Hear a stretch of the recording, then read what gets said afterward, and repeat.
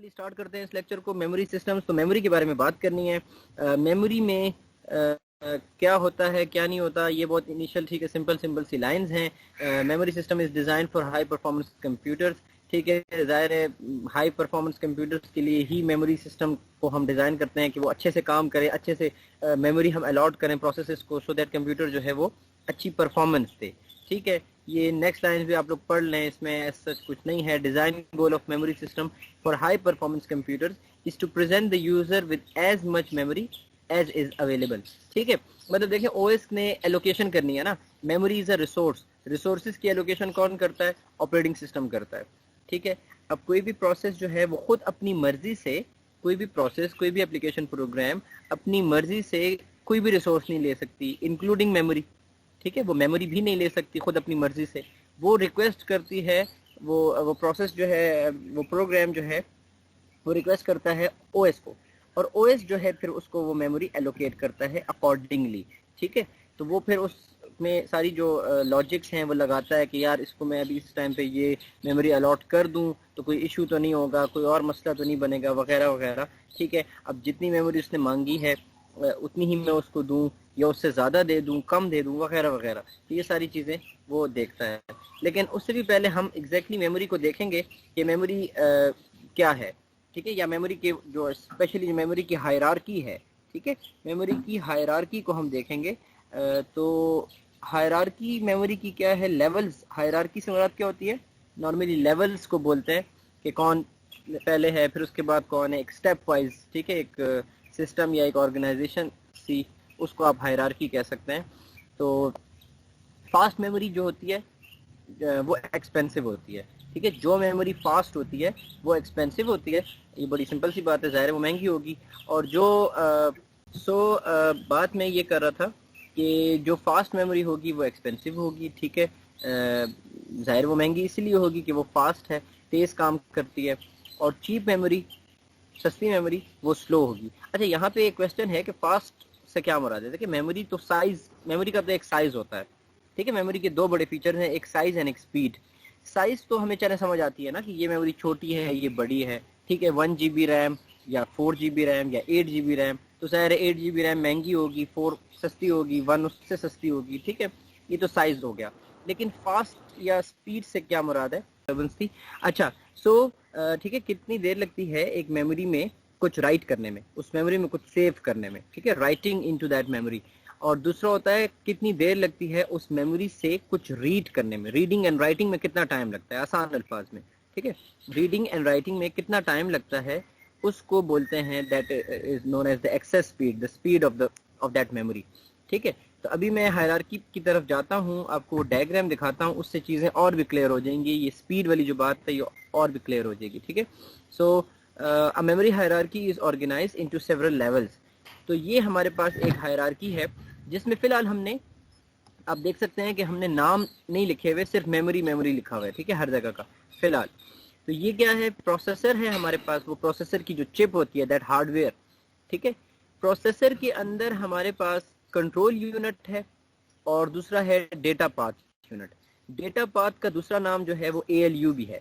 ठीक है, arithmetic logic unit, नाम सुना ही होगा आप लोगों ने। प्रोसेसर के असल में दो पार्ट्स होते हैं, ये एक हार्डवेयर ही है लेकिन इसके अंदर दो काम हो रहे होते हैं। एक कंट्रोल यूनिट होता है और एक होता है डेटा पाथ ALU। ये जो डेटा पाथ है ALU जो है ये आपका सारा काम कर रहा होता है, और जो कंट्रोल यूनिट है वो ऑर्डर्स दे रहा होता है कि अब इसको चलाना है, इसको चलाना है। लेकिन कंट्रोल यूनिट को ऑर्डर्स कौन देता है? Ultimately operating system.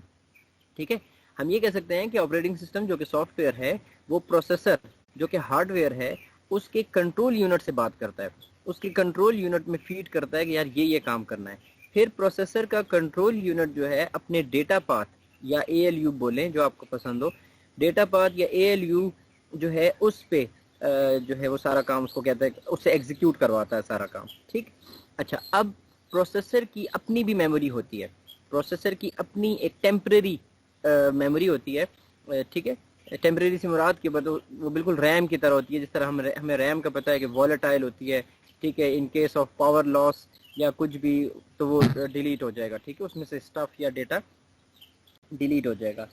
तो अच्छा, तो इसको ज़रा सा आप लोग देखें कि ये जो है हमारे पास प्रोसेसर के अंदर एक मेमोरी है, ठीक है, डेटा पाथ के साथ हमने इधर बनाई हुई है। इसका अभी क्या नाम है, ठीक है, वो मैं नहीं बता रहा, तो वो भी नेक्स्ट स्लाइड में आपको पता चलेगा। अच्छा, आगे बढ़ते हैं। फिर हमारे पास एक और मेमोरी लगी हुई है, ठीक है, डेटा पाथ की मेमोरी के साथ पहली हो गई, फिर दूसरी एक और मेमोरी है।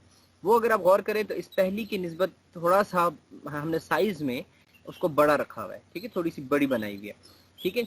अच्छा, फिर प्रोसेसर से हम बाहर जब निकल जाते हैं, प्रोसेसर की जो चिप है इससे जब हम बाहर निकल जाते हैं तो बाहर हमारे पास फिर एक और मेमोरी है, ठीक है, नाम अभी नहीं मैं शो कर रहा नाम, ठीक है, आगे जाते हैं देखेंगे।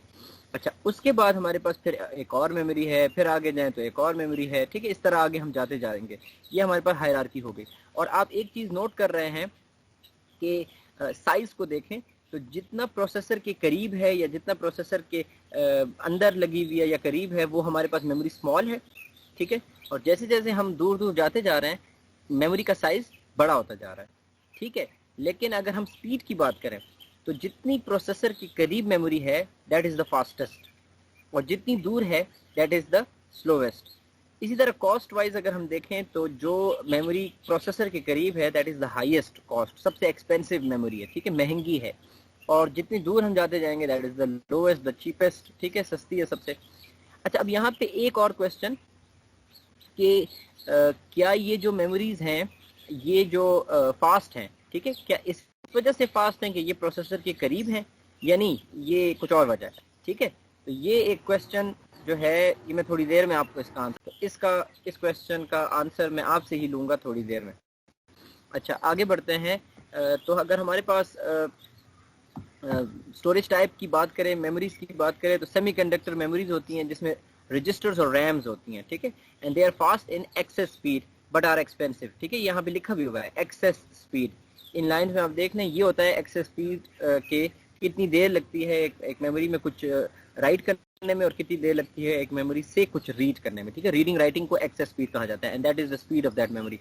अच्छा, they are used in small size and placed either inside or closest to the processor, ठीक है। ये जो सेमीकंडक्टर मेमोरीज होती हैं such as RAM and registers, ये क्लोजेस्ट टू द प्रोसेसर लगाई जाती हैं, लेकिन ये होती फास्ट हैं, ठीक है। ऑलरेडी सेकेंडरी स्टोरेज डिवाइसेस जो होती हैं जो हार्ड डिस्क की तरफ इशारा है, they offer huge storage at lowest cost per bit. अगर पर बिट हम बात करें तो ये बहुत सस्ती होती हैं, लोवेस्ट कॉस्ट पर बिट होती है, हार्ड डिस्क सस्ती होती है नॉर्मली रैम के मुकाबले में, ठीक है। और इस तरह so they are placed farthest away from the processor. अच्छा, अब आ जाते हैं, एक तो ये डायग्राम भी है, ठीक है, ये डायग्राम बेशक ठीक है, अच्छी है, लेकिन इससे भी अच्छी, सबसे अच्छी डायग्राम वो ये है।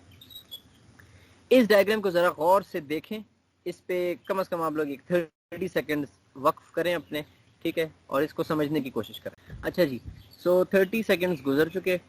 ये हमारे पास मेमोरी हायरार्की है, ठीक है। हायरार्की में अब आप देख सकते हैं, अब मैंने नाम ऐड कर दिए हैं, ठीक है। अभी जो आपको इससे पिछली जो इनिशियल डायग्राम दिखाई थी जिसमें सिर्फ मेमोरी मेमोरी लिखा हुआ था, अब हम उसके नाम लेते हैं। तो सबसे पहला जो लेवल है, हमने काउंटिंग शुरू की है जीरो से, आपको पता है कंप्यूटर्स में जीरो से काउंटिंग शुरू होती है, ठीक है। तो L0 लेवल जीरो, यहाँ पे लिखा होगा L0, ठीक है। L0 मीन्स लेवल जीरो, फिर L1 L2 L3 इस तरीके से जाते हैं। सो L0 is the first level, level zero, ठीक है, जो क्या है रजिस्टर। अब रजिस्टर्स क्या हैं, ये प्रोसेसर की अपनी इंटरनल मेमोरी होती है, डेटा पाथ की जो मेमोरी है ये होती है, ये सबसे छोटी होती है लेकिन ये सबसे तेज होती है और इसीलिए ये सबसे फिर महंगी भी होती है, ठीक है।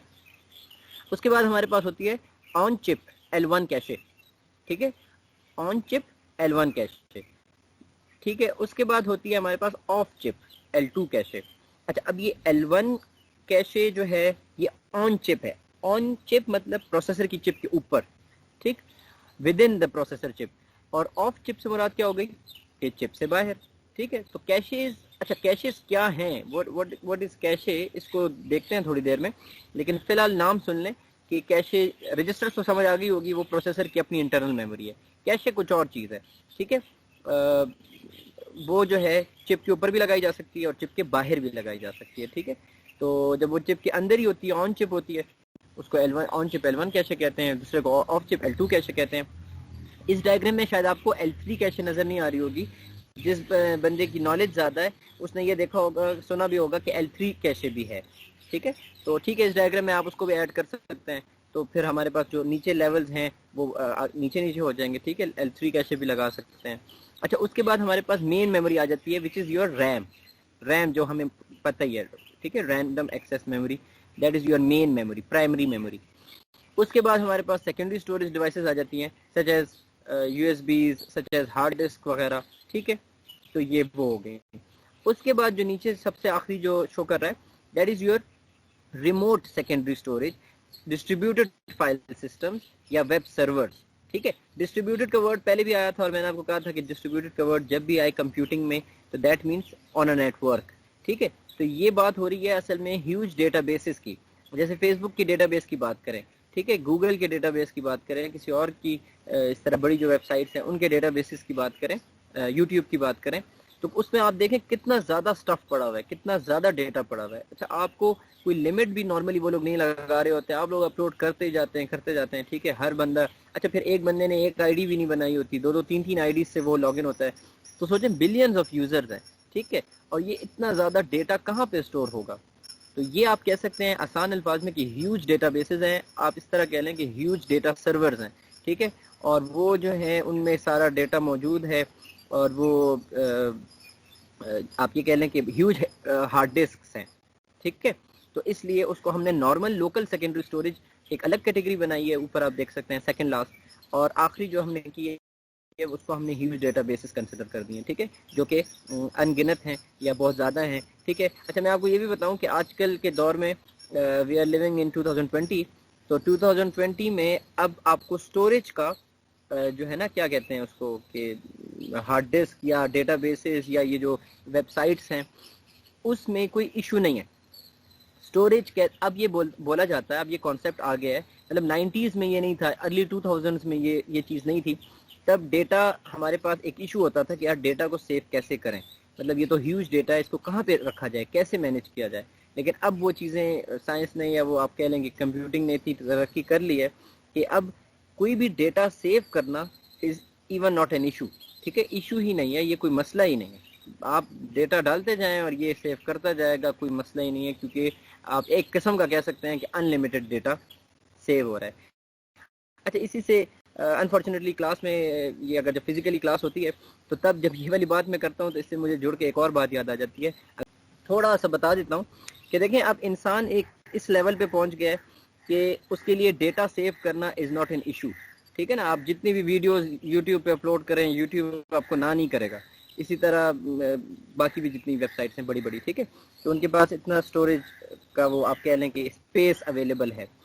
तो इसी से एक मिलती जुलती बात ये आती है कि इस्लामिक पॉइंट ऑफ व्यू से, कि हम ये कहते हैं ना, हमारा ईमान है कि हर चीज़ की रिकॉर्डिंग हो रही है, हमारी पूरी लाइफ की रिकॉर्डिंग हो रही है, एक एक चीज़ का रिकॉर्ड लिखा जा रहा है। देखिए कुरान शरीफ में भी इसी तरह ये है, जिक्र है कि हमारा हर एक कदम, हर एक स्टेप जो है, हर एक चीज़ का आपको एक किताब में लिखा जा रहा है, ठीक है। तो पुराने ज़माने के लोगों को शायद ये कन्फ्यूजन भी हो गया, यार ये कैसे मुमकिन है कि जी एक एक चीज़ लिखी जाए, हमारी डेली रूटीन, एक एक स्टेप्स, एवरीथिंग, ठीक है, वो उसमें रिकॉर्डेड हो। तो उनको शायद ये समझने में ज़रा सी दिक्कत होती होगी, यार ये कैसे मुमकिन है कि मैं छोटा था, पैदा हुआ, वहाँ से जो है वो सारी हिस्ट्री, और जब मैं मरूंगा या जो भी, ठीक है, बूढ़ा हो जाऊंगा, आई मीन उस टाइम तक कोई भी बंदा XYZ वो उस तक पूरा रिकॉर्ड मेंटेन रहेगा। लेकिन आज अगर आप ये चीज़ देखें कि अगर इंसान ये रिकॉर्ड मेंटेन कर सकता है तो व्हाई नॉट गॉड, ठीक है, अल्लाह क्यों नहीं मेंटेन कर सकते हैं। तो मैं तो बिल्कुल ऐसे ही इमेजिन करता हूँ कि जैसे ये हमारी पूरी लाइफ है ना, हर बंदे की, बचपन से लेकर मरते दम तक पूरी की पूरी एक वीडियो रिकॉर्डिंग हमारी चल रही है। आप ऐसे इमेजिन करें कि हम पे एक कैमरा लगा हुआ है, ठीक है, और वो प्योरली हमारी हर एक रिकॉर्डिंग कर रहा है पूरी लाइफ की, from day 1 till our last breath, ठीक है, हमारी आखिरी सांस तक। तो ये जो है चीज़ें आप देखें कि साइंस जब कर सकती है तो ज़ाहिर है जो बनाने वाला है उसके पास डेटाबेस या डेटा को सेव करने का मेरे ख्याल में कोई इश्यू तो होगा नहीं, ठीक है। लेकिन अब हम इजीली समझ सकते हैं ना इस चीज़ को। अब आप इस हायरार्की को देखें तो यहाँ पे अब इस तरह है कि बात इस पे हम कंप्लीट करते हैं, फिर आपके अगर कोई क्वेश्चंस भी हैं तो आप पूछ सकते हैं। हमारे पास ये हायरार्की को एक दफा फिर से देखें तो रजिस्टर्स तो हो गए जी प्रोसेसर की अपनी मेमोरी, ठीक है।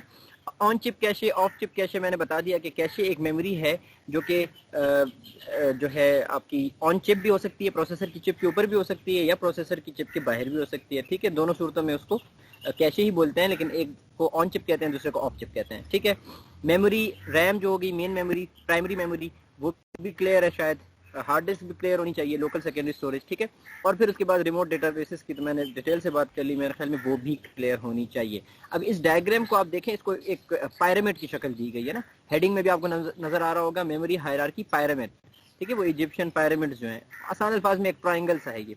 क्यों इस तरह बनाया गया है कि टू शो कि जैसे जैसे आप नीचे आते जाएंगे फ्रॉम रजिस्टर्स डाउनवर्ड्स, तो ये क्या हो रहा है, यहाँ पे लेफ्ट साइड पे रीड कर लें, लेफ्ट साइड पे रीड करें, लिखा हुआ है लार्जर, लेफ्ट साइड पे नीचे लार्जर, स्लोअर एंड चीपर, ठीक है। तो मेमोरी जैसे जैसे हम इस साइड से डाउनवर्ड्स आएंगे तो लार्ज भी होती जा रही है, स्लोअर भी होती जा रही है, लेकिन चीपर होती जा रही है, सस्ती होती जा रही है, ठीक है। अब हार्ड डिस्क जो है ज्यादा सस्ती है रैम से, रैम फिर सस्ती है कैशेस के मुकाबले में, और कैशेस फिर सस्ते हैं रजिस्टर्स के मुकाबले में।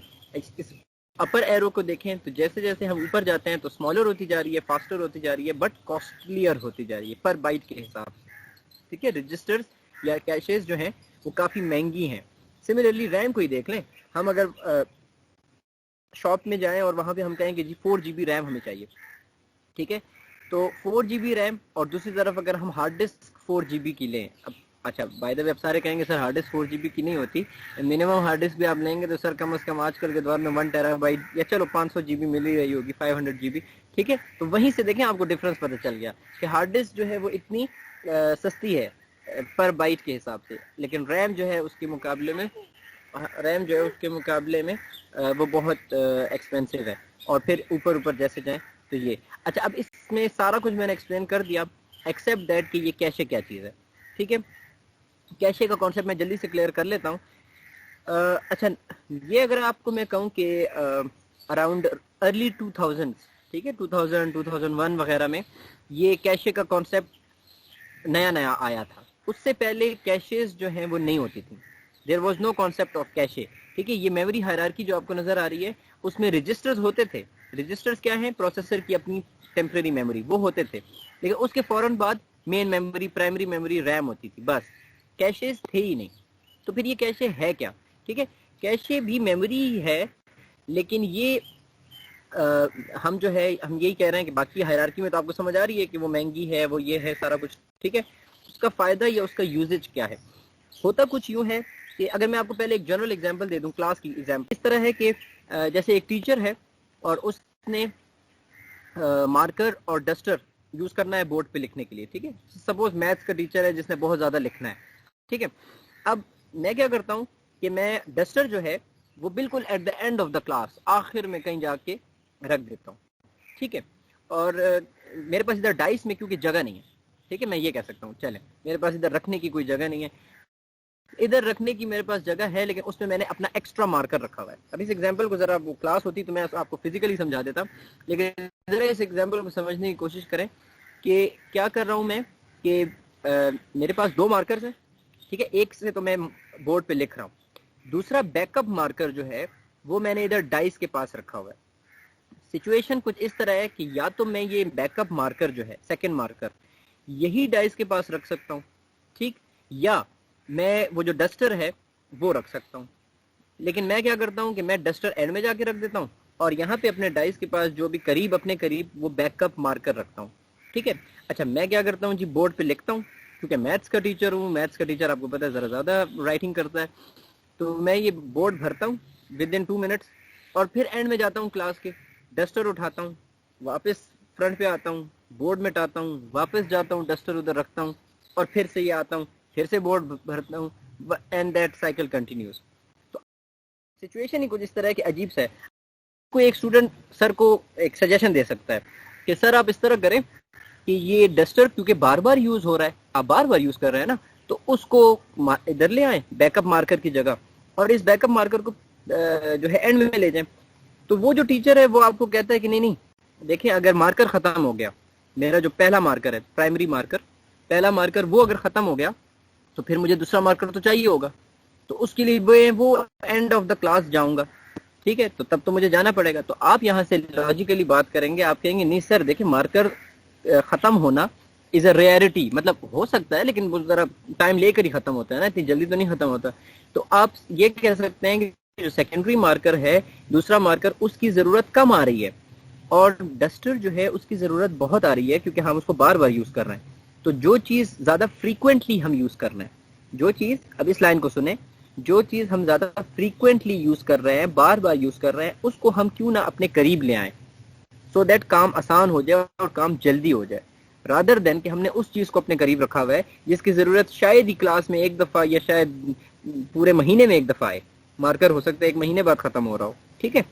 सो ये आपको मैंने एक जनरल एग्जांपल दे दी। अब ये सारी बातें आपने जहन में रखी, अब इसको मैं आपको अप्लाई करके बताता हूँ ऑन टू रैम के कॉन्सेप्ट में। रैम क्योंकि स्लो है, अच्छा अब आप कहेंगे नहीं सर रैम तो बहुत तेज है, yes of course RAM is fast, लेकिन cache is much more faster than RAM. तो कंप्यूटर की जो प्रोसेसर है, आपका जो कंप्यूटर का जो प्रोसेसर है, दैट हार्डवेयर डिवाइस, ठीक है, ये बहुत तेज है। हार्डवेयर जो है, प्रोसेसर जो है वो बहुत तेज है। प्रोसेसर क्या करता है कि वो मेमोरी से, रैम से डेटा लेता है, उसको प्रोसेस करता है और फिर रैम से डेटा लेता है, फिर उसको प्रोसेस करता है, रैम में सेव करता है, फिर, ठीक है, ये साइकिल चलती रहती है। रैम से डेटा लेता है और उसमें सेव करता जाता है, ठीक है। लेकिन क्योंकि प्रोसेसर बहुत तेज है, वो जब देखें आप इस तरह इमेजिन करें कि वो रैम से डेटा ले लेता है, उस पर प्रोसेसिंग करता है, तो उस प्रोसेसिंग में इतना टाइम नहीं लगता जितना टाइम उसका वेस्ट हो रहा होता है रैम से डेटा लोड करने में, रैम से डेटा रीड करने में, क्योंकि रैम की एक्सेस स्पीड इज स्लोअर। अच्छा वो जब वो डेटा रजिस्टर्स में लाके रख देता है तो काम बड़ा तेज होता है, क्योंकि रजिस्टर्स तेज है। रजिस्टर्स बहुत जल्दी जल्दी प्रोसेसर को जो भी डेटा होता है वो दे देते हैं या सेव कर लेते हैं, क्योंकि रजिस्टर्स की स्पीड ज़्यादा है। रजिस्टर प्रोसेसर की अपनी टेम्पररी मेमोरी है, अपनी परमानेंट, वो अपनी टेम्पररी मेमोरी है, ठीक है। कहानी कुछ समझ आ रही है? टू टू क्या कहते हैं इसको, इस गैप को, इसको कहते हैं processor memory gap. Processor memory gap, क्योंकि प्रोसेसर बहुत तेज है, वो कहता है जी मैंने काम कर लिया मुझे डेटा दो। अब उधर रैम साहब जो हैं वो हमारे स्लो हैं, रैम साहब आहिस्ता आहिस्ता डेटा दे रहे होते हैं, जब इसको डेटा पहुंचता है ये जल्दी से उस पर प्रोसेसिंग कर लेता है और डेटा सेव करने लगता है रैम में, तो रैम फिर टाइम लेती है उसको सेव करने में, ठीक है। तो ये जो प्रोसेसर मेमोरी गैप है, इस गैप को मिनिमाइज या कम से कम करने के लिए या इसको स्पीड अप करने के लिए हम बीच में एक और मेमोरी लगा लेते हैं जिसका नाम है कैशे।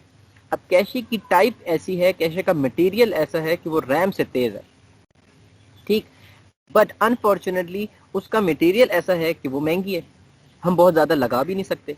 तो हमारे पास जो कैशे की साइजेस होती हैं, जिन लोगों को इन्फॉर्मेशन होगी, जो अपने लैपटॉप जब खरीदते हैं तो कैशेस का ध्यान रख के लेते हैं, तो आपने सुना होगा कि हमारे पास L1, L2, L3 कैशेस जो हैं वो कितने साइजेस की होती हैं, around 2 MB, 4 MB, 8 MB, 16 MB कर लें, ठीक है। तो अराउंड 16 MB तक हमारे पास कैशेस के साइजेस आ रहे हैं। कितने? 16 MB। अब यहाँ पे सारे कहेंगे सर मतलब आप क्या बोल रहे हैं, 16 MB ये तो कुछ भी नहीं है। तो ऐसा ही है, ये बिल्कुल कुछ भी नहीं है, बहुत थोड़ा डेटा है, ठीक है। L3 कैशे अगर हमारे पास 16 MB या 24 MB की लगी हुई है तो ये बहुत कम है, लेकिन हमारे पास रैम लगी होती है 4 GB की, 2 GB की, 8 GB की, वगैरह वगैरह, ठीक है। तो एक बात तो डन है कि रैम का सारा डेटा तो कैशे में नहीं आ सकता, ठीक है। तो हम रैम से कौन सा डेटा कैशे में लाएंगे? हम रैम से सिर्फ वही डेटा कैशे में लाएंगे जो हम ज्यादा फ्रीक्वेंटली यूज कर रहे हैं। हम से मुराद यहाँ पे कौन है? प्रोसेसर। प्रोसेसर जो ज्यादा फ्रीक्वेंटली यूज कर रहा है, जिस डेटा को वो बार बार यूज कर रहा है, वो डस्टर वाली एग्जांपल, ठीक है ना। तो डस्टर ज्यादा यूज हो रहा है तो उसको करीब लाया जाए बजाय इसके कि बैकअप मार्कर, ठीक।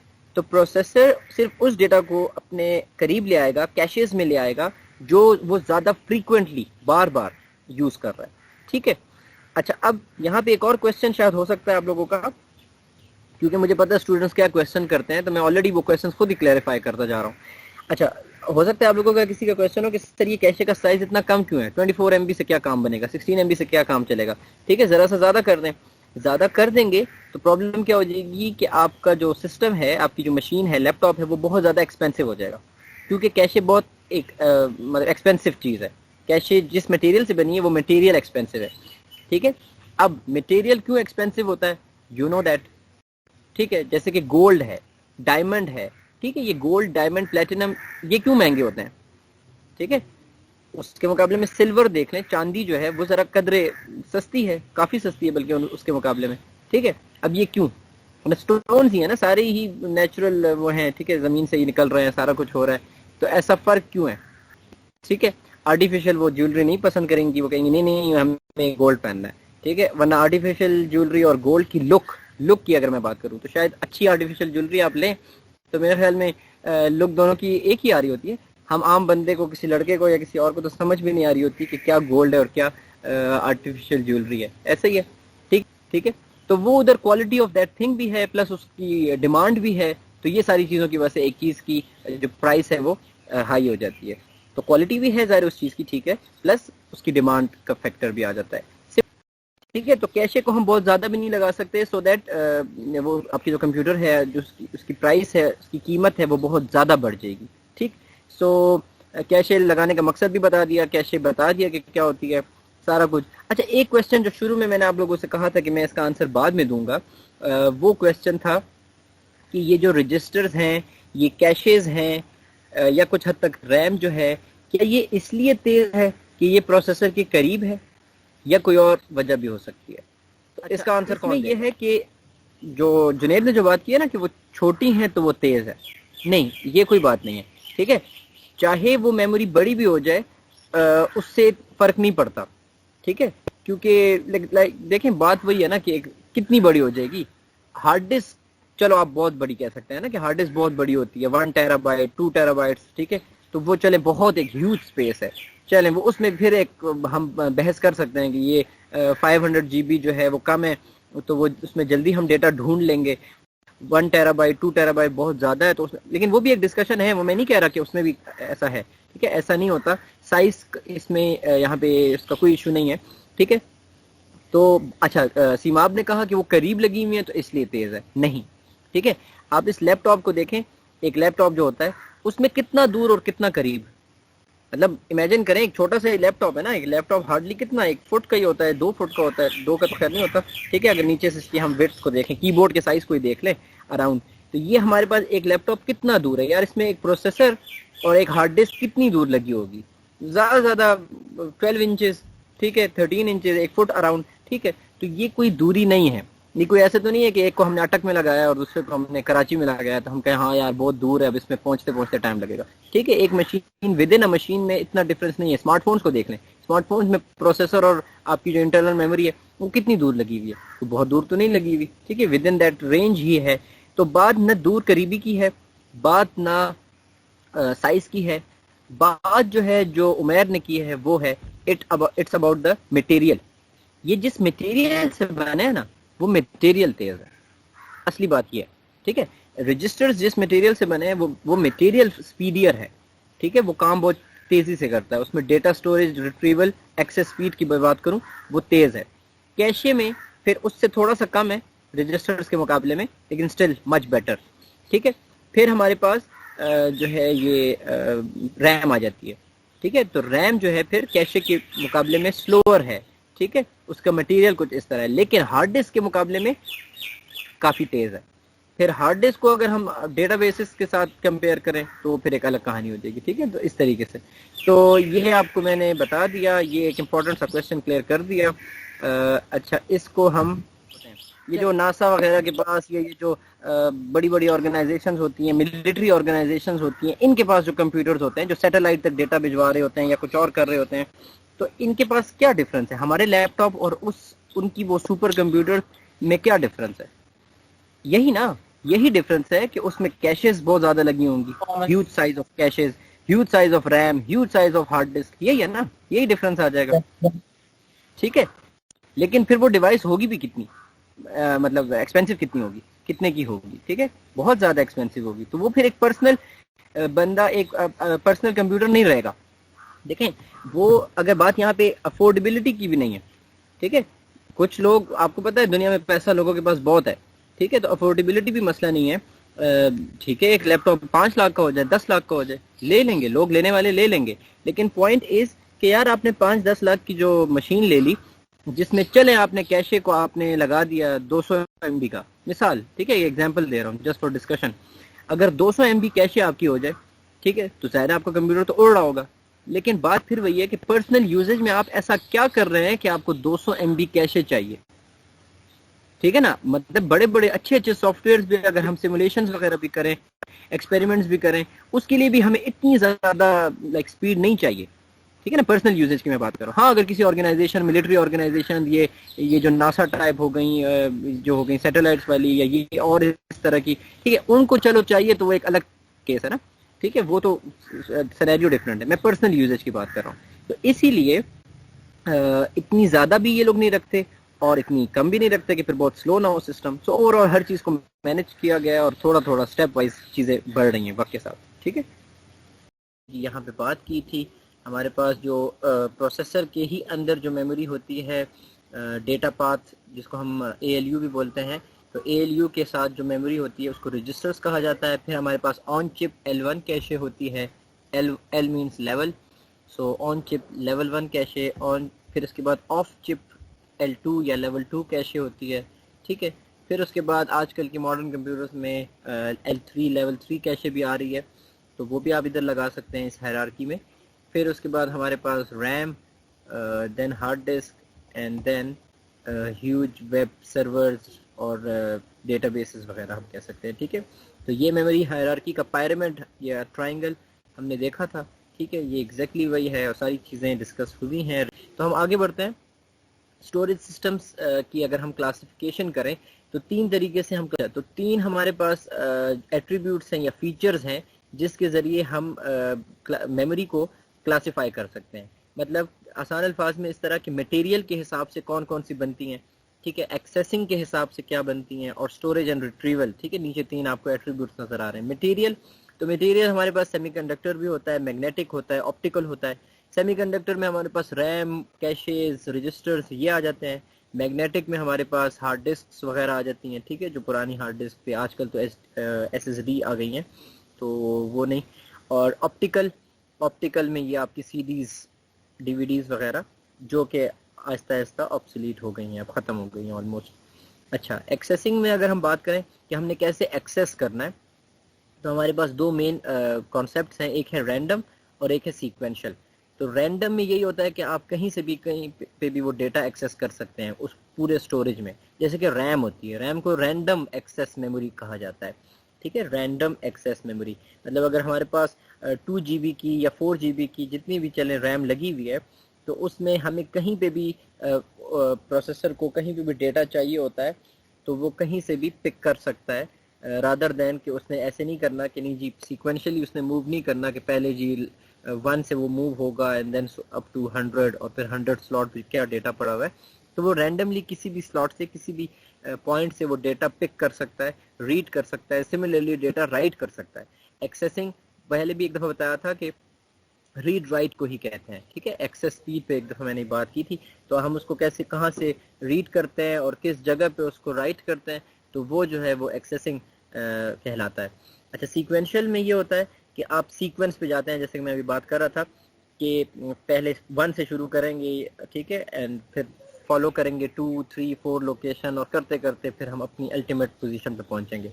तो ज़ाहिर है बातों से ही पता चल रहा है कि रैंडम ज़्यादा अच्छा है, ठीक है, सो दैट आप इजीली कहीं से भी डेटा एक्सेस और वो कर सकते हैं, ठीक है ना, डेटा को एक्सेस कर सकते हैं, रीड राइट कर सकते हैं।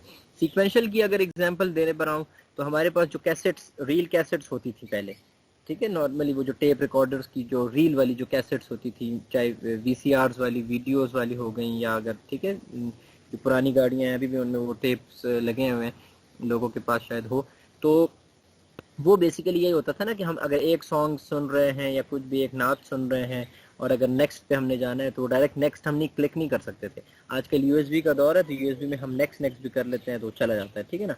तो वो एक किस्म का रैंडम वाला कॉन्सेप्ट है कुछ हद तक, और बल्कि है रैंडम। और सीक्वेंशियल जो है वो हमारा ये जो मैंने आपको बताया कि पहले एक सॉन्ग को फॉरवर्ड करेंगे तो फिर सेकंड पे पहुंचेंगे, ठीक है, एंड सो ऑन, तो वो सीक्वेंशियल कॉन्सेप्ट है। लेकिन random concept is much better कि हम रैंडमली उसको एक्सेस कर सकें कहीं पे भी, ठीक है। अच्छा, स्टोरेज रिट्रीवल की अगर हम बात करें तो हमारे पास जो है रोम होती है, रीड ओनली मेमोरी, लेकिन रीड ओनली मेमोरी उसको तभी कहना चाहिए जब वो सिर्फ रीड ओनली मेमोरी ही हो, ठीक है, उसमें हम कुछ राइट ना कर सकें, क्योंकि अगर हम उसमें राइट कर सकते हैं तो फिर उसको हमें रीड ओनली मेमोरी नहीं कहना चाहिए, उसको फिर क्या कहना चाहिए, ये ऑलरेडी प्रीवियस लेक्चर्स में गुजर चुका है, फिर उसको हम ई प्रॉम या डबल ई प्रॉम कहते हैं, ठीक है, इलेक्ट्रॉनिकली इरेजेबल प्रोग्रामेबल रोम। ये मैंने बायोस वाले लेक्चर में, आई गेस लेक्चर नंबर 1 ही था, उसमें ये बात की हुई है, तो आप लोग देख सकते हैं। अच्छा, इसके अलावा जी RWM लिखा हुआ है, तो रीड राइट मेमोरी, ठीक है, कुछ ऐसी मेमोरीज भी होती हैं जिसमें आप रीड भी कर सकते हैं, राइट भी कर सकते हैं, जैसे हमारी यूएसबीज वगैरह हो गई, ठीक है, यूएसबी फ्लैश ड्राइव की मैं बात कर रहा हूँ, फ्लैश, तो वो यही है कि हम रीड भी करते हैं, राइट भी करते हैं, कोई उसमें कोई लिमिटेशन नहीं है। लेकिन आपके पास जो सीडीज होती थी पहले, तो उसमें एक CDR मिलती थी और एक CDRW मिलती थी, ठीक है, अगर पता हो। CDR क्या होती थी, CD रिकॉर्डेबल, वो एक दफ़ा रिकॉर्डिंग कर सकते थे उसमें हम, फर्स्ट टाइम जब हम लेते थे ब्लैंक होती थी, ठीक है, खाली होती थी जब खरीदते थे, फिर उसमें हमने एक दफ़ा कुछ बर्न कर दिया, कुछ राइट कर लिया, बस। अब आपने जो उसमें बर्न कर दिया, दैट्स इट, आप उसको दोबारा रीराइटेबल नहीं कर सकते थे, उसको दोबारा राइट नहीं कर सकते थे, ठीक है। जो दूसरी होती थी वो होती थी CDRW, रीड राइट, तो वो रीराइटेबल होती थी, उसको आप दोबारा भी रीराइट कर सकते थे, वो बिल्कुल USB फ्लैश ड्राइव की तरह ही काम करती थी, कि आपने एक दफ़ा उसमें कुछ राइट किया, नेक्स्ट टाइम फिर एडिटिंग की, उसमें कुछ फोल्डर हटा दिए, फाइल्स हटा दिए दोबारा, ठीक है। तो ये मैं सिंपल सिंपल सी बातें कर रहा हूँ, लेकिन ये है कि आपको थोड़ा सा आइडिया हो जाए कि ये हमारे पास स्टोरेज सिस्टम है। रैम, इस पर मैं ज़्यादा टाइम नहीं ज़ाया करूँगा, ऑलरेडी हमने बात कर ली है कि रैम होती है रैंडम एक्सेस, ठीक है, इसमें हम कर सकते हैं, और RAM is packaged as a chip, तो ये चिप्स की शक्ल में आती है।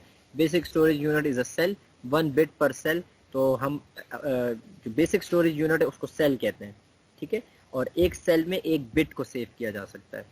तो तो अब हमारे पास अगर 4 GB की रैम है, ठीक है, 4 GB, तो आप खुद इमेजिन कर सकते हैं कि 4 GB कितने बाइट्स, कितने बिट्स बनेंगे, ठीक है, इसको फिर मल्टीप्लाई कर सकते हैं, इतनी बिट्स एंड बाइट्स की कैलकुलेशंस उम्मीद है कि आती होगी, ठीक है, कि 8 bits is equal to 1 byte, and फिर वो KBs में जाएं, फिर MBs में जाएं, देन GBs में जाएं, तो अल्टीमेटली हम ये कैलकुलेट कर सकते हैं कि कितने बिट्स होंगे, तो काफ़ी ज़्यादा बनेंगे, लेकिन ये हम स्टोर कर सकते हैं। तो multiple RAM chips form a memory, जब रैम की वो मुख्तलिफ चिप्स, ठीक है, हो सकता है कि आपके पास कंप्यूटर में 4 GB की रैम लगी हो, लेकिन हो सकता है कि 2 GB की 2 स्लॉट्स लगी हों, ठीक है, 2 चिप्स लगी हों, तो उस ओवरऑल उस सब को मिला के जब हम कहते हैं कंसिडर करते हैं, तो उसको हम रैम कंसिडर करते हैं। कैशे, कैशे लास्ट टाइम हमने डिस्कस कर लिया था डिटेल से, ठीक है, कैशे क्यों हम लगाते हैं, उसकी क्या ज़रूरत पड़ती है, ये मेरे ख्याल में हमने लास्ट टाइम डिस्कस कर लिया था। एक और डेफिनेशन सी लिखी हुई है यहाँ पे कि cache is the name given to the first level of the memory hierarchy encountered once the address leaves the CPU, ठीक है। CPU मीन्स प्रोसेसर, CPU को प्रोसेसर भी कह सकते हैं यहाँ पे आसान अल्फाज में। सो प्रोसेसर के बाद जो हमारे पास जो फर्स्ट मेमोरी आ रही है, दैट इज़ कैशे। प्रोसेसर के बाद से क्या मुराद है इनकी, कि प्रोसेसर की जो अपनी मेमोरी वो तो रजिस्टर्स है ना, तो उसके बाद बेसिकली, ठीक है, तो रजिस्टर्स के बाद जो पहली मेमोरी हमारे पास आ रही है हायरार्की में, दैट इज कैशे। तो अच्छा, उसके बाद एक कैशे हिट और कैशे मिस का कॉन्सेप्ट है कि when the processor finds a requested data item in the cache, it is called a cache hit, ठीक है। जब भी प्रोसेसर एक डेटा रिक्वेस्ट करता है, चेक करता है, अच्छा चले इसमें मैं आपको एक इम्पॉर्टेंट सी बात बताऊं कि प्रोसेसर को जब भी डेटा चाहिए होता है ना कोई फॉर कंप्यूटेशन, तो वो सबसे पहले रजिस्टर में ही चेक करता है अपनी मेमोरी में। जब उसको रजिस्टर्स में ज़ाहिर नहीं मिलता, तो वो फिर कहाँ देखता है, डायरेक्ट रैम में नहीं देखता, वो सबसे पहला जो कैशे का हमारे पास लेवल है, ऑन चिप कैशे जो है, जो ठीक है रजिस्टर्स के फौरन बाद जो हायरार्की में जो आ रहा है, उसको चेक करता है, उसको चेक करता है, और वहाँ पे देखता है कि क्या वो डेटा आइटम, वो पेज, वो ब्लॉक वो मौजूद है या नहीं, ठीक है। जब उसको वहाँ पे नहीं मिलता, तो वो फिर कहाँ पे देखेगा, हायरार्की के अकॉर्डिंगली लेवल 2 कैशे में, ऑफ चिप लेवल 2 कैशे, कि प्रोसेसर जो है सबसे पहले कहाँ पे देखेगा डेटा को, तो लेवल 1 कैशे में, ठीक है। जब उसको नहीं मिलेगा तो लेवल 2 कैशे में, जब वहाँ भी नहीं मिलेगी तो फिर अगर लेवल 3 कैशे लगी हुई है तो ज़ाहिर है उधर, वो भी उधर भी नहीं मिलता, तो फिर ज़ाहिर है वो डेटा को कहाँ पे ढूंढेगा, रैम में ढूंढेगा, ठीक है। अच्छा, अब इमेजिन करें कि रैम में भी नहीं मिलती उसको, जस्ट इमेजिन, तो वो डेटा आइटम, वो सॉफ्टवेयर, वो प्रोग्राम हार्ड डिस्क में तो उम्मीद है पड़ा ही होगा, तो वो फिर हार्ड डिस्क में चेक करेगा, ठीक है, हम ये कह सकते हैं। तो अगर हार्ड डिस्क में भी नहीं मिलता, जस्ट सपोज, तो फिर ज़ाहिर है एरर आ जाएगा, काम नहीं कर सकेगा वो सॉफ्टवेयर या जो भी प्रोग्राम, तो ज़ाहिर है ठीक है ये एरर की सिचुएशन। अगर हार्ड डिस्क में मिलेगा तो हार्ड डिस्क से वो लोड कर देगा इनटू रैम, ठीक है। लेकिन अगर आप एक चीज़ देखें कि अगर उसको पहले लेवल कैशे में, लेवल 1 कैशे जो है उसी में अगर डेटा मिल जाता है तो ज़ाहिर काम जल्दी होगा कि आहिस्ता होगा? ऑफ कोर्स ठीक है जल्दी हो जाएगा, क्योंकि ज़ाहिर उसने डेटा देखा, मिल गया, तो बस अपने वो काम कंप्यूटेशन जो भी प्रोसेसिंग है वो करना शुरू हो जाएगा, ठीक है, टाइम बचेगा ना। अगर वो नहीं मिलता ठीक है कैशे के किसी भी लेवल में, तो इस चीज़ को कहते हैं कैशे मिस, कैशे मिस, ठीक है। और अगर कैशे के किसी भी लेवल में मिल जाता है तो उसको कहते हैं कैशे हिट, ठीक है। मतलब यहाँ पे अगर मैं इसको एग्जांपल के थ्रू बताऊं कि अगर लेवल 1 कैशे में नहीं मिलता, लेवल 2 कैशे में नहीं मिलता, लेकिन लेवल 3 कैशे में मिल जाता है, ठीक है, लेवल 3 कैशे में मिल जाता है, तो इसको हम क्या बोलेंगे? इसको भी हम बोलेंगे कि इट्स अ कैशे हिट। अगर आप बहुत डिटेल में जाना चाहते हैं तो फिर आप कह सकते हैं कि जी level 1 cache miss, level 2 cache miss, लेकिन लेवल 3 कैशे हिट। लेकिन ये वो फिर आप फर्दर बहुत ही डीप जा रहे हैं।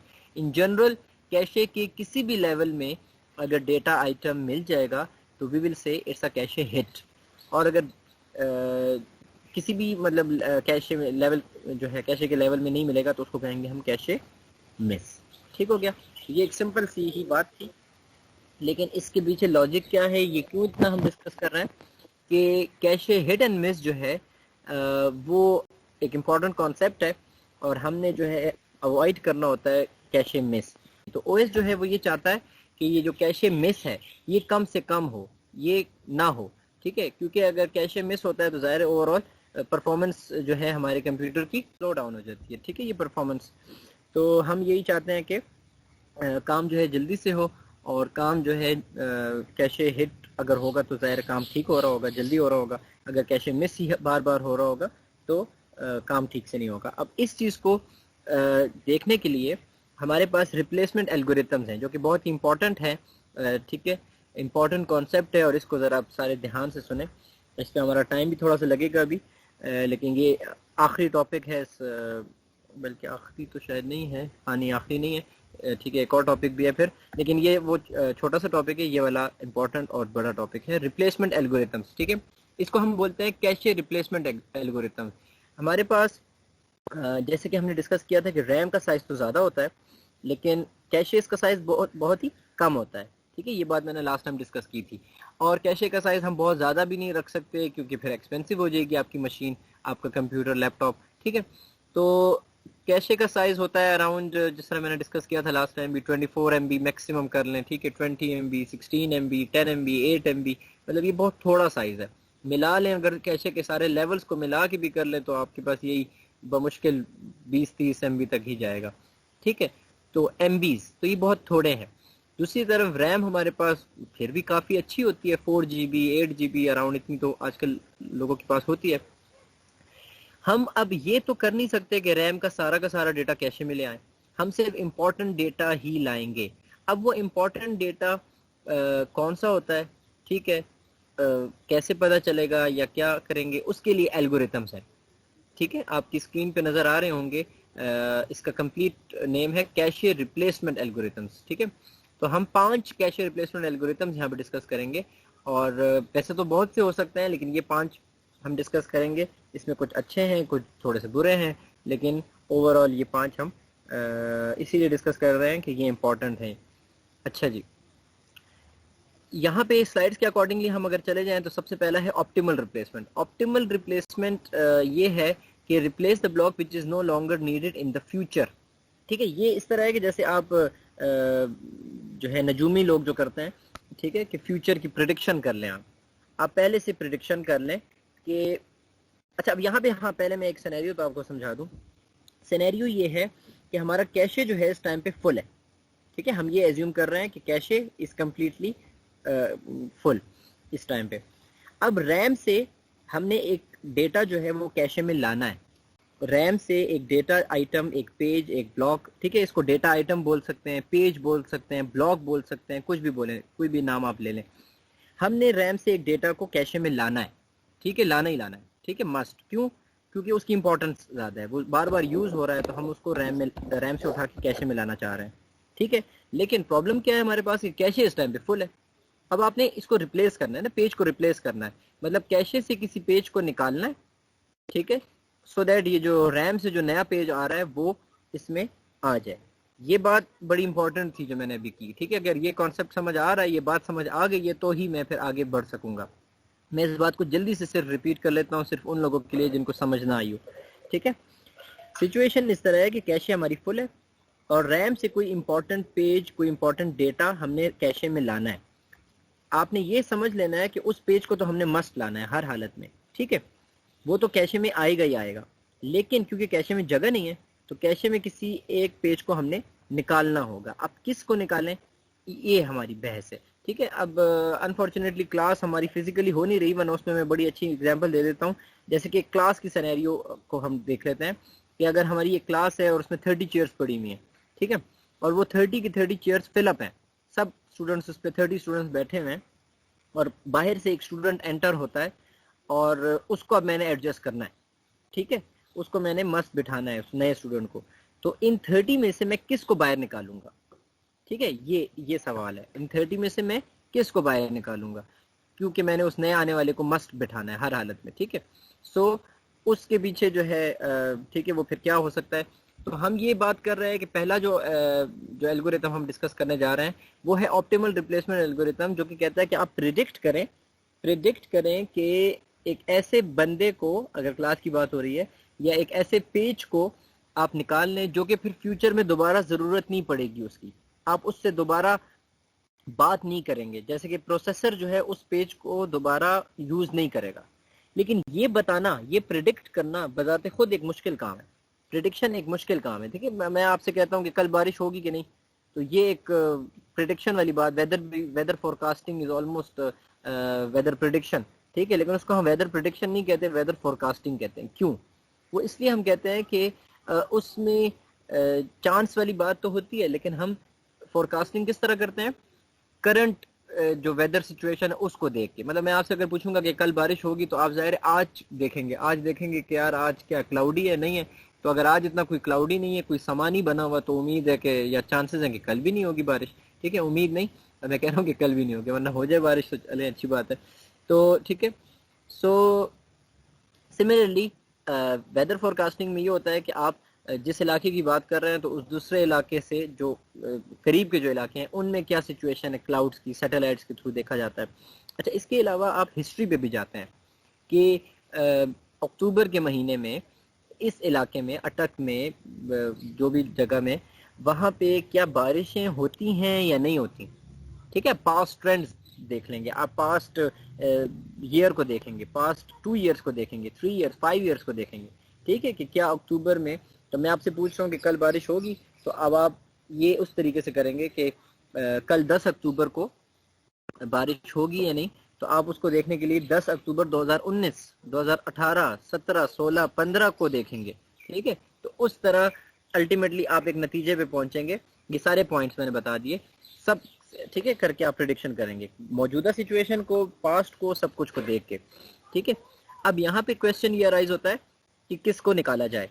क्लास की अगर मैं बात करूँ, तो क्लास में एक ऐसे स्टूडेंट को ही शायद मैं निकाल लूँ कि जिससे मेरी बात किए, या मैं इमेजिन कर रहा हूँ, या मैं एक प्रिडिक्ट कर रहा हूँ कि मैं इससे दोबारा बात नहीं करूँगा क्लास में। क्योंकि मैं ऐसा तो नहीं कर सकता ना कि मैं एक इंपॉर्टेंट स्टूडेंट को बाहर निकाल दूँ। इंपॉर्टेंट से मेरी मुराद ये कि ऐसे स्टूडेंट को अगर मैं क्लास से बाहर निकाल दूँ जो कि जिससे मैं भी ज़्यादा बात करता हूँ, या वो भी क्वेश्चंस बहुत पूछता है, या वो भी बड़ा इंटरेक्टिव स्टूडेंट है, तो अगर ऐसे को मैंने भिजवा दिया क्लास से बाहर, तो प्रॉब्लम क्या होगी कि थोड़ी देर बाद वो फिर आ रहा होगा किसी काम से, ठीक है। तो जब वो आ रहा होगा तो फिर मैं जो एग्जिस्टिंग लोग हैं उनमें से किसी को फिर निकालूंगा, तो ये मेरे लिए एक हेडेक बन जाएगा, ठीक है। मेरे ख्याल में अब सिचुएशन में कुछ हद तक समझा चुका हूँ कि आप लोग समझ गए हैं कि हमने ऐसे पेज को रिप्लेस करना है कि जो पेज हमें फिर दोबारा फ्यूचर में ना चाहिए हो, ठीक है।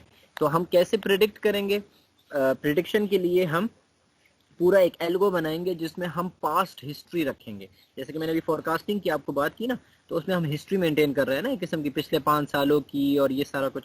तो इसी तरह यहाँ भी यही है कि आपने उन पेजेस की, उन डेटा आइटम की एक हिस्ट्री मेंटेन करनी है कि यार ये पेज कितनी दफ़ा यूज़ हुआ है, तो फिर ये चांसेस हैं आइंदा यूज़ होगा नहीं होगा। मतलब इतनी मुश्किल तरीके से आप प्रिडिक्शन करेंगे, ठीक है, एक पूरी एक साइंस लड़ाएंगे, एक बहुत ही कॉम्प्लेक्स हो जाएगा, और इतना कॉम्प्लेक्स हो जाएगा। और मैं आपको ये कहता हूँ कि अगर प्रिडिक्शन गलत हो जाती है, अगर आप प्रिडिक्शन गलत कर लेते हैं सपोज इतनी एफर्ट करने के बाद भी, तो प्रॉब्लम क्या होगी? जाहिर है मतलब आपने इतनी एफर्ट की और फिर भी आपकी प्रिडिक्शन गलत साबित हुई। ठीक है, प्रिडिक्शन गलत कैसे साबित होगी? वो ऐसे होगी कि जो नया पेज आ रहा था रैम से वो तो आ गया, आपने एग्जिस्टिंग जो पेजेस थे उसमें से सपोज पेज नंबर 40 को निकाल दिया बाहर। ठीक है, मिसाल पेज नंबर 40 निकल गया। अब इत्तेफाक से प्रोसेसर को अगली दफा पेज नंबर 40 ही चाहिए था। अब काश कि वो कैशे में होता, काश कि हमने पेज नंबर 40 को रिप्लेस ना किया होता, लेकिन पेज नंबर 40 तो अब कैशे से निकल के रैम में जा चुका है। तो अब प्रोसेसर दोबारा पेज नंबर 40 को एक्सेस करेगा, रैम से करेगा, तो उसको टाइम ज़्यादा लगेगा। काश कि हमने 40 की जगह कोई और पेज सेलेक्ट किया होता जो कि फ्यूचर में दोबारा ना चाहिए होता। ठीक है, so cut the story short ये बन रहा है कि ये प्रिडिक्शन वाला जो है, ये ऑप्टिमल रिप्लेसमेंट जो है, ये एक डिफ़िकल्ट एल्गोरिथम है और इसको बनाना भी डिफ़िकल्ट है। प्लस अगर इसमें हमने गलती की, क्योंकि देखिए प्रिडिक्शन इज 50-50, गैब का इल्म सिर्फ अल्लाह को है ना, अल्लाह को फ्यूचर का पता है कि क्या है, हमें नहीं पता। ये नजूमी भी जितने होते हैं, ठीक है, ये भी एक अंदाज़ा ही बताते हैं आपको, इनकी 100 बातों में सिर्फ एक दो या तीन ठीक निकलती हैं और बाकी सारी गलत ही निकलती हैं नॉर्मली। ठीक है, तो ये ठीक है, ये एक इल्म है, लेकिन हम मुसलमानों का यही बिलीव है कि अल्लाह ही सिर्फ बता सकते हैं कि फ्यूचर में क्या होगा। ठीक है, और ऐसा है भी। ठीक है, आपकी यही जो नजूमी लोग हैं, ये बड़ी कम बातें इनकी ठीक ही निकलती हैं, मैक्सिमम बातें इनकी गलत होती हैं। वो एक आध ठीक निकलती हैं तो जी लोग इनको सर पे चढ़ा लेते हैं, और फिर उसके बाद जब आगे मसले होते हैं तो फिर कहानी डिफरेंट हो जाती है। चलें ठीक है, वो एक अलग टॉपिक हो जाएगा। अच्छा, पहला एल्गोरिथम मैंने आपको बता दिया कि हम प्रिडिक्ट करेंगे, लेकिन प्रिडिक्शन में प्रॉब्लम क्या आ रही है कि एक तो इतनी साइंस हमें लड़ानी पड़ेगी, इतनी मतलब हमें एफर्ट करनी पड़ेगी, पास्ट हिस्ट्री सब कुछ मेंटेन करना पड़ेगा, मतलब ये एक कॉम्प्लेक्स एल्गोरिथम हो गया। ठीक है, और फिर भी प्रॉब्लम ये है कि इतनी एफर्ट करने के बावजूद भी अगर हम गलत प्रिडिक्ट कर लेते हैं किसी भी वजह से, तो क्या होगा? नुकसान हो जाएगा। ठीक है, हाँ अगर हम ठीक प्रिडिक्ट करते हैं तो फिर तो ये बेस्ट है। ठीक है, ऑप्टिमल रिप्लेसमेंट वाला एल्गोरिथम, प्रिडिक्शन वाला तो बेस्ट होगा अगर हम हर दफा सही प्रिडिक्ट कर रहे हैं। जस्ट इमेजिन अगर हम हर दफा सही प्रिडिक्ट करते हैं तो फिर तो ये बेस्ट हो जाएगा, लेकिन प्रॉब्लम क्या है? हम हर दफा सही प्रिडिक्ट कर नहीं सकते। ठीक है, वही अगेन बात आ रही है ना कि वो काम सिर्फ अल्लाह का है, हमारा नहीं। अच्छा, सेकंड एल्गोरिथम है रैंडम सिलेक्शन। रैंडम ये कह रहा है कि replace a randomly selected block among all blocks currently in cache memory. Just simply randomly आप किसी भी एक एग्जिस्टिंग ब्लॉक को रिप्लेस कर दें, बस किसी को भी। अब ये भी फजूल सही बन रहा है, इसलिए फजूल बन रहा है कि हो सकता है कि आप एक ऐसे रैंडमली किसी ऐसे ब्लॉक को रिप्लेस कर दें जिसकी ज़रूरत बाद में फिर आ रही हो। आपने हो सकता है उसी को रिप्लेस कर दिया हो जो शायद बहुत ही इंपॉर्टेंट हो। ठीक है, लेकिन ये तुक्के वाली बात है ना, तुक्का है, फ्लूक है। लेकिन इसमें ये है कि इसमें कंपटीशन कुछ नहीं है। जिस तरह ऑप्टिमल रिप्लेसमेंट की अभी हम बात कर रहे थे, तो वो कॉम्प्लेक्स है, उसमें एक मतलब वो एक डिफिकल्ट एल्गोरिथम है टू इम्प्लीमेंट। उसमें पूरी एक हिस्ट्री मेंटेन करनी है, बड़ी कहानी करनी पड़ रही है। ठीक है, पूरा एक डेटा अपने पास रखना पड़ रहा है, मेंटेन करना पड़ रहा है बड़ी चीज़ों को।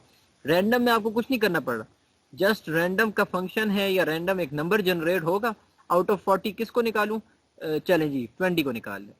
ठीक है, अब 20 जो भी हो, 20 नंबर पेज या 20 नंबर स्टूडेंट, ठीक है, जो भी हो। अच्छा जी, ये दो हो गए। जो है हम कुछ हद तक फीफो को ले आएंगे। ठीक है, so FIFO is not necessarily consistent with LRU, therefore is usually not as good. तो एलआरयू के या एलएफयू के लेवल का तो नहीं है फीफो, लेकिन चलें कुछ हद तक गुजारा करता ही है, मतलब बाकियों के हिसाब से। ठीक है, रैंडम और ऑप्टिमल के हिसाब से। अच्छा, the random selection surprisingly is not necessarily bad. आपको शायद लग रहा हो कि सबसे घटिया तरीन जो है वो रैंडम है, लेकिन ऐसा नहीं है। मैं आपको बहुत सी ऐसी सिचुएशंस बना सकता हूँ कि जिसमें रैंडम जो है वो फीफो से भी अच्छा काम कर दे। ठीक है, तो रैंडम में कमाल क्या है? रैंडम में कमाल ये है कि रैंडम सबसे फास्ट है। आपने पढ़ा ही होगा कि जो एल्गोरिथम्स होते हैं ना, उनकी space complexity and time complexity पढ़ी होगी, डेटा उसमें आप लोगों ने पढ़ी होगी, डेटा स्ट्रक्चर्स में शायद पढ़ी हो, या design and analysis of algorithm courses में भी ये पढ़ते हैं। लेकिन चलें, जो भी ये नहीं भी पढ़ा हुआ तो मैं बता ही देता हूँ कि जो हमारे पास जो कोई भी एल्गोरिथम होता है उसका हम टाइम चेक करते हैं कि वो कितनी देर में ठीक है, टाइम कॉम्प्लेक्सिटी, उसकी कॉम्प्लेक्सिटी कितनी है, उसका टाइम कितना लगेगा to respond to a certain situation.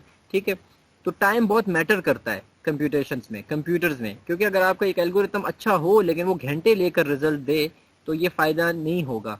ठीक है, तो रैंडम में ये कमाल है कि जितने भी एल्गोरिथम अभी हम यहाँ पे डिस्कस कर रहे हैं, ये 5 के 5, इन सब में फास्टेस्ट कौन सा है, वो रैंडम है। ठीक है, यही उसका प्लस पॉइंट है।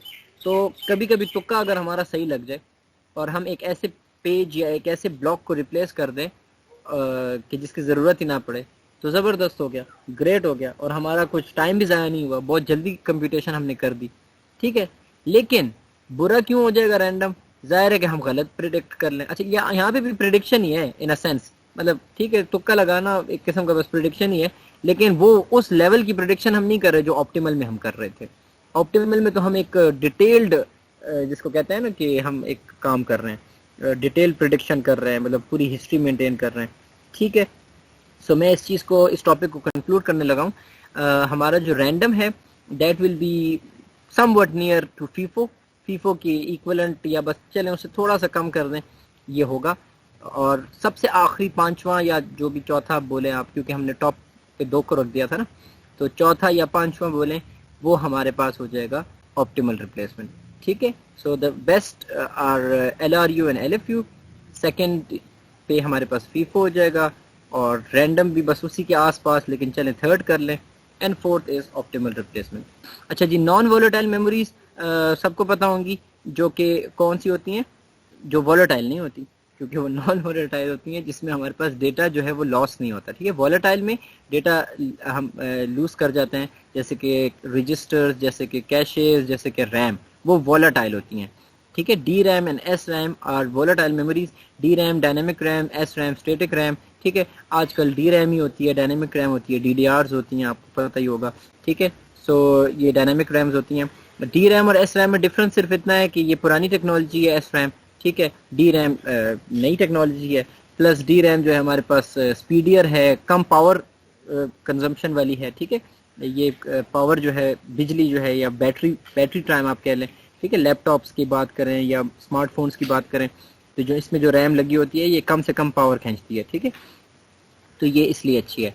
अच्छा, they lose information if powered of, तो ये जो पहले 2 लाइंस हैं, पहले 2 बुलेट्स जो हैं वो वोलेटाइल का जिक्र कर रहे हैं। ठीक है, तो ये तो हो गया। Non volatile memories retain value even if powered off, जैसे कि USB फ्लैश ड्राइव्स हो गई, CD ड्राइव्स हो गई, हार्ड डिस्क हो गई। ठीक है, and generic name is read only memory, misleading because some ROMs can be read and modified, तो ये बात मैं ऑलरेडी कर चुका हूँ। ठीक है, क्योंकि रोम को रोम कहना गलत है। रोम कौन से हो गए, जो कि हमारे पास बायोस की मैंने बात की थी ना आपको, तो बायोस भी किस में आएगा, वोलेटाइल मेमोरी में आएगा। ठीक है ना, क्योंकि उसमें भी तो डेटा रहता है, गायब नहीं हो जाता। ठीक है, कंप्यूटर के बंद करने के बाद तो बायोस ही तो सब कुछ करता है इनिशियली, और आपके OS को लोड करता है। अच्छा जी, लास्ट स्लाइड है, फिर जितने भी स्टूडेंट्स के क्वेश्चंस हैं हम क्वेश्चंस ले लेंगे। अच्छा जी, वर्चुअल मेमोरी। वर्चुअल मेमोरी नाम से जाहिर है कि जो कि मेमोरी रियल मेमोरी ना हो, वर्चुअल हो। ठीक है, तो हमारे पास अगर कंप्यूटर में if your computer lacks the RAM, ठीक है, रैम हमारे पास कम पड़ रही हो, needed to run a program और operation, Windows uses virtual memory to compensate. Virtual memory की एग्जैक्ट डेफिनेशन क्या है, वो ये सेकंड उसमें नजर आ रही है पैराग्राफ में। Virtual memory storage space on your computers hard disk that Windows uses in combination with RAM। Basically जब रैम हमारे पास कम पड़ रही हो तो हम हार्ड डिस्क की स्पेस को, कुछ स्पेस को जो आपने उधर डिफाइन की होती है या बाय डिफ़ॉल्ट सेलेक्टेड होती है, हार्ड डिस्क की स्पेस को थोड़ा सा यूज़ किया जाता है और उसको यूज़ किया जाता है एज अ रैम। ठीक है, रैम की तरह ट्रीट किया जाता है। The more RAM your computer has, the faster your programs will generally run। तो ये तो बड़ी बच्चों वाली बात है, ज़ाहिर है ज़्यादा रैम तो ज़्यादा स्पीडियर कंप्यूटर चलेगा। ठीक है, ज़्यादा बारिश होगी तो ज़्यादा पानी आएगा, ज़ाहिर है वो तो वही वाली बात है। So if a lack of RAM is slowing your computer, you might need to increase virtual memory to compensate. तो अगर आपके पास रैम कम पड़ रही है तो बेहतर तो यही है कि आप रैम ज़्यादा खरीद लें, लेकिन वो एक एक्सपेंसिव मेथड हो जाता है और रैम खरीदना। ठीक है, किसी के पास 4 GB रैम लगी हो तो कंप्यूटर अगर स्लो है, या 2 GB लगी हुई है तो ज़ाहिर बेटर वुड बी कि आप 8 GB कर दें। ठीक है, लेकिन अगर आप वो नहीं कर सकते किसी भी वजह से, तो आप ये ज़रूर कर सकते हैं कि आप अपनी वर्चुअल मेमोरी को इंक्रीज़ कर दें। ठीक है, वर्चुअल मेमोरी को इंक्रीज़ कैसे करते हैं वो आपको नेट पे मिल जाएगा, या मैं भी थोड़ा सा बता सकता हूँ कि आप अपने माई कंप्यूटर पर राइट क्लिक करें, प्रॉपर्टीज़ में चले जाएं। ठीक है, प्रॉपर्टीज़ में जाने के बाद एडवांस सिस्टम प्रॉपर्टीज़ में चले जाएं। एडवांस सिस्टम प्रॉपर्टीज़ के बाद फिर एक मेन्यू खुलेगा, तो उसमें एडवांस पे क्लिक करें अगेन। ठीक है, एडवांस सिस्टम प्रॉपर्टीज़ में जाने के बाद दोबारा एडवांस पे क्लिक करें, और फिर वहाँ पे आपको कहीं जाके वर्चुअल मेमोरी की सेटिंग मिल जाएगी। वहाँ पे आप अपने हिसाब से उस मेमोरी को ज़्यादा कर लें, कम कर लें, जो भी करना चाहते हैं चेंज कर लें अकॉर्डिंगली, तो वर्चुअल मेमोरी बढ़ जाएगी। लेकिन इससे ये नहीं है कि कंप्यूटर बहुत उड़ने लगेगा, ये मैं बता दूं, थोड़ा बहुत माइनर डिफरेंस आएगा लेकिन कम ही आता है। ठीक है, वजह ये है कि हार्ड डिस्क को हम यूज़ कर रहे हैं ना, और आपको पता है कि हार्ड डिस्क स्लो होती है। ठीक है, अगर आजकल आप लोग, बहुत से लोगों के पास SSDs होंगी जो कि उसमें डिस्क वाला कॉन्सेप्ट नहीं होता, वो हमारे पास बिल्कुल USB वाली मतलब टेक्नोलॉजी है, जिस तरह USB होती है ना, ठीक है, इस तरह SSDs होती हैं। अगर जिनको नहीं पता मैं उनके लिए बता रहा हूँ, तो जिनके लैपटॉप्स में या कंप्यूटर्स में SSDs लगी होंगी वो तो उड़ रहे होंगे, वो अच्छे काम कर रहे होंगे। ठीक है, क्योंकि वो टेक्नोलॉजी इम्प्रूव्ड है। लेकिन अगर हम पुरानी हार्ड डिस्क की बात करें, उसमें तो डिस्क रिवॉल्व करती है, तो वो डिस्क काफ़ी मतलब टाइम लेती है एंड सो ऑन ना। ठीक है, वो रिवॉल्व करती है, सारा उसका कॉन्सेप्ट जो है। लेकिन स्टिल SSDs भी अगर लगी हों, ठीक है, ये हमारे पास जो वो हैं जो तेज़ हार्ड डिस्क हैं, हम ऐसे कह लें हार्ड ड्राइव्स हैं, तो ये जो तेज़ हार्ड ड्राइव्स भी हैं, स्टिल ये रैम से तो हायरार्की में फिर भी कम ही है ना। रैम तो फिर भी तेज़ है, और रैम से फिर तेज़ कौन है? कैशे, और कैशे से फिर तेज़ कौन है? रजिस्टर से। तो हायरार्की तो मैं आपको ऑलरेडी एक्सप्लेन कर चुका हूँ डिटेल से। सो बात ये हो रही है कि अगर आप हार्ड डिस्क या हार्ड ड्राइव में वर्चुअल मेमोरी का एरिया बढ़ा भी दें, फिर भी ये ऐसा नहीं होगा कि 8 GB वाला कंप्यूटर, ठीक है, मतलब इमेजिन करें कि एक लैपटॉप में 8 GB रैम है और दूसरे में 4 GB रैम है, लेकिन आपने वर्चुअल मेमोरी को बढ़ा दिया है, तो आप कहें कि मेरा कंप्यूटर ज़्यादा तेज़ होगा। ऐसा नहीं होगा, 8 GB वाला ही ज़्यादा तेज़ होगा, क्योंकि उसमें प्योर रैम 8 GB की लगी हुई है ना। आपके वाले में 4 GB रैम है और बाकी 4 GB या 8 GB या जितना भी और आपने वर्चुअल मेमोरी रखी हुई है। तो वर्चुअल मेमोरी उस तरह लेवल का काम तो नहीं कर सकती जो एक प्रॉपर रैम कर सकती है। ठीक है, तो एग्जैक्टली यही लाइन आखिरी लिखी हुई है कि however your computer can read data from RAM much more quickly than from a hard disk, so adding RAM is a better solution. ठीक है, तो of course adding RAM is a better solution. अच्छा, that's it. लेकिन एक last point है, सिर्फ आखिरी point है। मैं स्लाइड्स पीछे कर रहा हूँ, उम्मीद है आप लोगों को नज़र आ रहा होगा, और ये मैं आप लोगों को ले आया हूँ मेमोरी हायरार्की पिरामिड पे। ठीक है, जस्ट एक लास्ट पॉइंट है कि वर्चुअल मेमोरी कहाँ पे आनी चाहिए। ये क्वेश्चन मैं आप लोगों से लूँगा, आप लोगों से पूछने लगा हूँ कि वर्चुअल मेमोरी कहाँ पे आ सकती है। मैं 3 ऑप्शंस देता हूँ आपको। वर्चुअल मेमोरी जो है, जो मेन मेमोरी लिखा हुआ है ना, मेन मेमोरी रैम, इसमें आ जाएगी, इसको हम यहाँ पे फिट इन कर सकते हैं। या वर्चुअल मेमोरी को हम हार्ड डिस्क, ये जो लोकल डिस्क लिखी हुई हैं, यहाँ पे फिट इन कर सकते हैं। 2 हो गए। तीसरा ऑप्शन ये है कि न रैम में कर सकते हैं, न हार्ड डिस्क में कर सकते हैं, इन दोनों के बीच में एक और लेवल बना लेंगे। ठीक है, और उस तीसरा लेवल जो भी इनके बीच में जो बन जाएगा ना, वो ऑप्शन। तो जी अब आप लोग बताएं जी, एनीवन जिंदा भी है? हाँ सर, जी जी, इन तीनों में फिक्स हो सकती है, या आप बता रहे हैं, या इन तीनों में से किस में फिक्स हो मैं सकती है, पूछ रहा पूछ हूँ रहे हैं। शहजादे, मैं पूछ रहा हूँ कि किस में होगी, तीनों में कैसे हो सर, सकती है? Local disk. मतलब देखें, तीनों में कैसे हो सकती है? क्या वो हार्ड डिस्क भी है, क्या वो रैम भी है, क्या वो तीसरी एक और चीज भी है? कहीं एक जगह पे फिट इन होगी? ये क्वेश्चन है मेरा।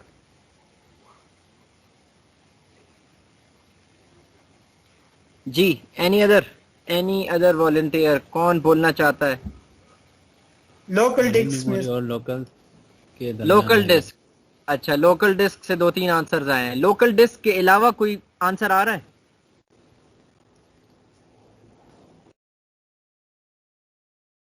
अच्छा, कोई आंसर नहीं आ रहा। ठीक है, तो लोकल डिस्क में जो हार्ड डिस्क में जो है उधर ही होना चाहिए। ठीक है, आप लोगों ने परफेक्ट आंसर दे दिया असल में। ठीक है, गुड। असल में इसको हम रैम में तो ला नहीं सकते। ठीक है, वर्चुअल मेमोरी को हम ट्रीट रैम की तरह कर रहे हैं, यस। ठीक है, ट्रीट रैम की तरह कर रहे हैं, लेकिन ये रैम का हिस्सा तो नहीं है ना, है तो रैम नहीं, इसकी स्पीड तो रैम जैसी नहीं होगी। इसकी स्पीड कैसी होगी? जैसे हार्ड डिस्क की होती है, ठीक है ना। जैसे हार्ड डिस्क की स्पीड होती है वैसे इसकी भी स्पीड होगी, क्योंकि ये हार्ड डिस्क का ही हिस्सा है ना। तो ये लोकल डिस्क वाला जो इसमें हायरार्की में जो बन रहा है ये इधर ही आएगा। एक और लेवल भी नहीं बना सकते, तीसरा एक और लेवल जो मैं बात कर रहा था वो भी नहीं बन सकता, क्योंकि ये कुछ और चीज तो नहीं है ना। अल्टीमेटली ये तो हार्ड डिस्क का ही हिस्सा है, तो इसकी स्पीड वगैरह हार्ड डिस्क जैसी ही होगी, ठीक है। ट्रीट हम इसको रैम की तरह कर रहे हैं, ठीक है। सो लास्ट क्वेश्चन, अब आप लोग कहेंगे सर वो लास्ट था, लेकिन ये एक और आप आखिरी मुझे एक और जहन में आ गया। लास्ट क्वेश्चन है, बिल्कुल पक्का वाला लास्ट, कि ये मुझे बताएं कि इसका जो डेटा होगा वर्चुअल मेमोरी में, जो डेटा पड़ा होगा, विल दैट बी वॉलेटाइल और नॉन वॉलेटाइल? मतलब वो उड़ जाएगा कंप्यूटर के शटडाउन होने के साथ या रहेगा? चले, यस और no? Non volatile. Non volatile मतलब इसमें पड़ा रहेगा। गलत, ठीक है, गलत। That is volatile. अब आप कहेंगे सर ये तो हार्ड डिस्क का हिस्सा है। हार्ड डिस्क का हिस्सा है तो हार्ड डिस्क में तो चीजें डिलीट नहीं होती, लेकिन मैंने आपको बोल दिया कि इसको हम ट्रीट करेंगे कि as if it is RAM, ठीक है, as if it is RAM. तो इसको इस तरह ट्रीट किया जाएगा कि जैसे ये रैम है तो नहीं रैम, लेकिन हम ट्रीट करने की अपनी तरफ से कोशिश करेंगे। स्पीड इसकी उतनी होगी जितनी हार्ड डिस्क की है, तभी हायरार्की में मैंने आपको बता दिया कि वो हार्ड डिस्क में ही आएगा, ठीक है।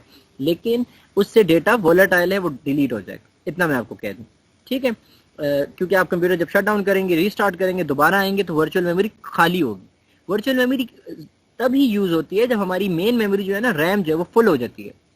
जब मेन मेमोरी फुल हो जाती है तब हम वर्चुअल मेमोरी को यूज करने लगते हैं ना।